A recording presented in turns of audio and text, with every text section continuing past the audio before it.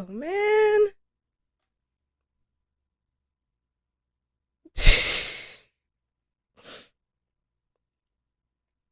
Man. We got the lyrics. The person that you love is falling out of love with you, and there's nothing you can do about it. We got the music. So beautifully composed. And then we got the voices. Oh my God. Especially that part we go, the baby, baby, baby, baby. Oh my God. That was just like had me going. That was just like all in my feelings right there.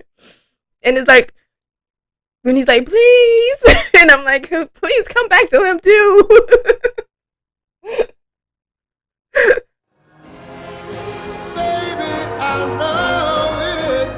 I love the way that they linger on Gone and then it goes down as if it were fading away. Oh, that's great. I love that we got that harmony added in and the chorus, I think. You've lost the loving or that loving feeling. Um, love the blend of their two voices together, yet that amazing clarity in their words at the same time. I love the lyrics too. Well, I don't know how much I love the lyrics. I hate the idea of losing a loving feeling, to be honest. But it is very vivid imagery that works with this. With those first lines, you never close your eyes anymore when I kiss your lips.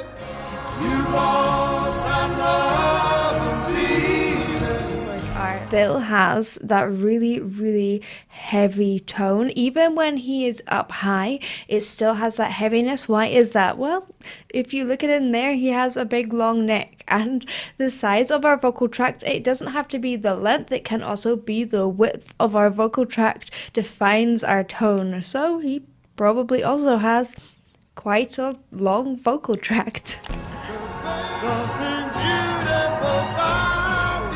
I like Bill's voice as well, but Bobby's just got a really special thing in my heart because of his Unchained Melody song. He sounds so good.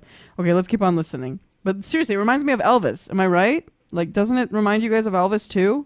I feel like it's such an Elvis-y sound. Let's keep on listening. He's quite handsome, by the way. And that voice, man. Whew.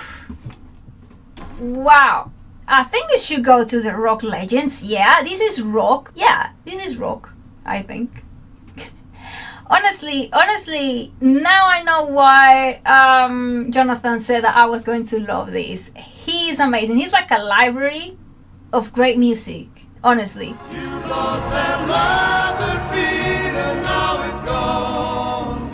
I love violins. I think these are violins on my right headset. The music is like super loud. His voice is crazy deep. I think this is the brother that I have not been introduced, and I reacted to the different brother. I don't know their names. Let me know in the comment section. I would love to. I appreciate this so much.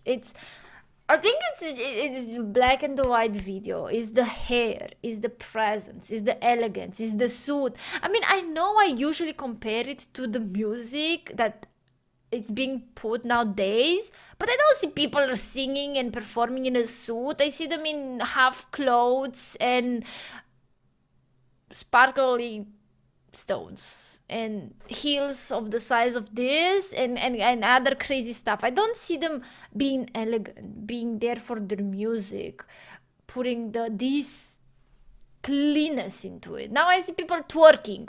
So when I listen to this, it's just like, I don't know, I really appreciate it. I actually like it a lot.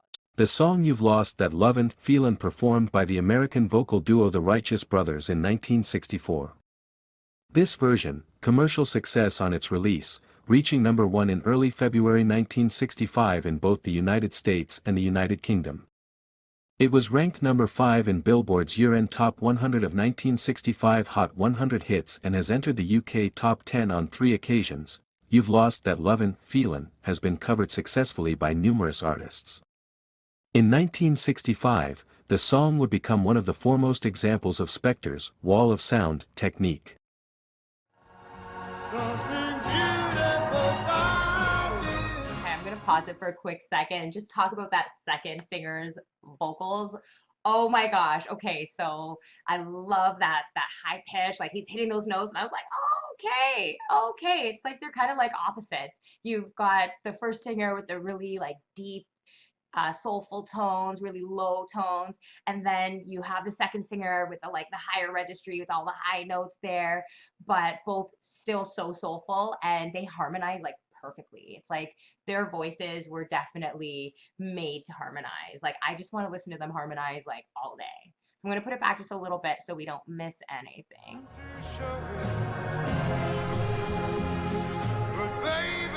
Deep tenor voice, but it almost sounds muffled. Like, I don't know how to explain it. It sounds, it's clear. You can hear what he's saying, but there's something in there that feels muffled, or I don't know.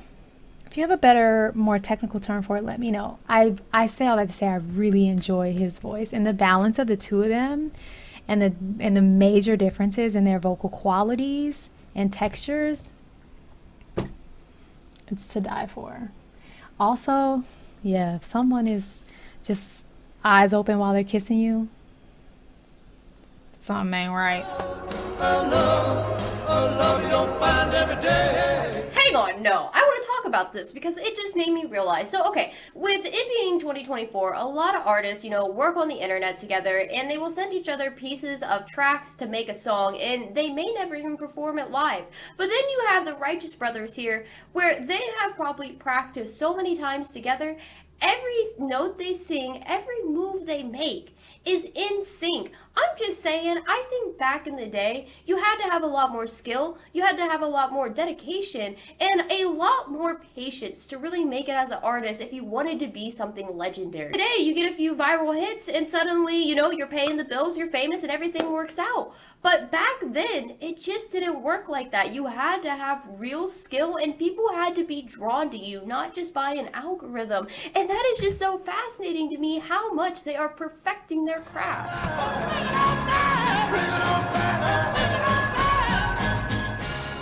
The Righteous Brothers? Yeah. I'm blown away, Heath. Oh, they taking us back, but like Heath, I'm just. Yeah. That is crazy. Wait, hold on, let me see. What genre would that be? Is that pop? I don't even know. It sounds soul a little bit. I'm not sure. Let us know in the comments what the which playlist to put that in. Yes. Good gracious, classics. Yeah, I'll say, but classic, like what genre? I don't know. Like that was amazing. I'll look it up once I. No, not jazz. Hold on. Soul. Let's see. Like you used to do, yeah. Oh, yes. Bring back that love and feeling. Bring back that love and feeling.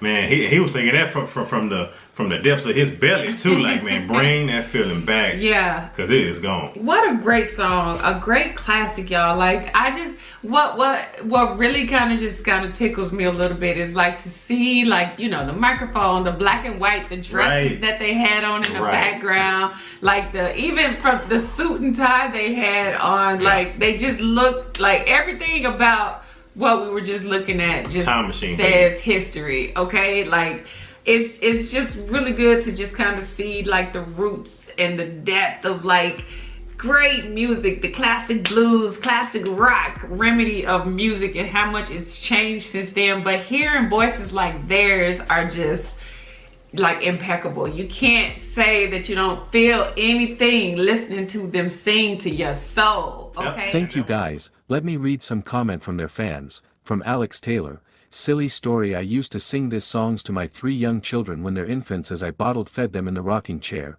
but I would change you've lost that loving feeling to you've lost that sleepy feeling. I must have sung the song thousands of times to all 3 of them. They're older now, but still remains their most favorite song. From Cricker, my parents were married in December 1964, when this song was released. They were together until Dad died in 2014, and Mom died last year. This reminds me of a time when they were young and in love. From Drodewig, this song will always remind me of my eldest brother. Played the record in our dock house when we were kids. He experienced a lot of heartache and loss in his life. And we lost that loving feeling on, from FTBLR, no one will ever read this, so I feel like talking to myself for a bit here. This brings back the good memories of my grandfather, driving in his car with the soundtrack playing as we cruised down the road in the early hours of the morning. The good times out in nature with him. Before dementia took him over. Before I knew what an asshole he truly was. The loving grandfather I try to remember when all I can think of is how badly he treated my father, aunt, and brother.